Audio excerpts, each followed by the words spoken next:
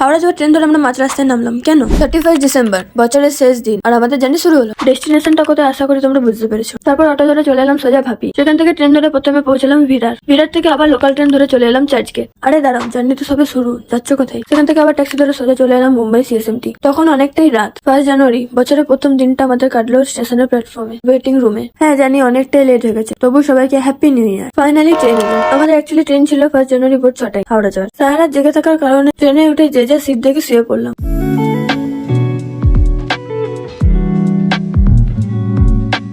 1 জানুয়ারি সারা দিনটা কাটলো আমাদের ট্রেনে দুলুনিতে। দুপুরে খাওয়া দাওয়া আড্ডা সবই ট্রেন। আর এই দেখো, ওপরে সিট পেয়েও শান্তি নেই, ওপরে এসে বসে গেছে। কিন্তু আসল টুইস্ট শুরু হলো এখন। হাওড়া যাওয়ার কথা থাকলেও ট্রেন প্রচুর লেট ছিল, তাই মাঝ রাস্তায় প্ল্যান চেঞ্জ। নেমে পড়লাম টাটানগর স্টেশন। তারপর টাটানগর থেকে আসানসোল ট্রেন ধরে আমরা ফাইনালি পৌঁছালাম আমাদের প্রাণের শহর আসানসোল। স্টেশনে নামে এতটাই ক্লান্ত হয়ে গেছিলাম যে বাড়ি ফিরে ভিডিওটা নেওয়াই হয়নি। তো যাই হোক, আজকের জন্য এইটুকু। ভিডিওটা ভালো লাগলে লাইক কমেন্ট শেয়ার করতে কিন্তু একদম ভুলবে না, আর চ্যানেলটাকে সাবস্ক্রাইব করতে কিন্তু একদমই ভুলবে না। দেখা হচ্ছে পরে ভিডিওতে, বাই।